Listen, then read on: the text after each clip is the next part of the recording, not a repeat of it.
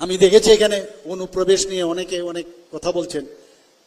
আমি বারবার যখনই অনুপ্রবেশকারীদের ভিতরে কোনো অবস্থায় যাতে না আসতে পারে, যদি আসে তাদেরকে আইনের মাধ্যমে ডিপোর্টেশন কিভাবে করতে হবে বারবার তার জন্য মিটিং করছি। এখানে ডিজি সাহেব আছেন, ওনাকে আমি বলবো আরো বার আমরা যাতে সেখানে নজর দেই, কোনো অবস্থায় অনুপ্রবেশ ত্রিপুরাতে যেন আর না হয়, সে বারবার আমি এই কথাটা বলছি।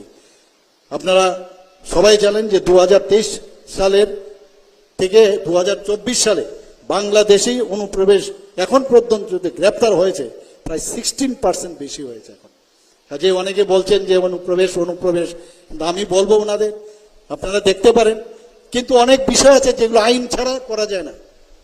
সেগুলো ডিপোর্টেশনের যে বিষয় সেগুলো আরো অনেক মানে কায়দা কানুন আছে, সেইভাবে কোনো অবস্থায় তারা যেন ঢুকতে না পারে, এবং ঢুকলে কিভাবে তাদেরকে পাঠানো যায় সেই ব্যবস্থা আমাদের সরকার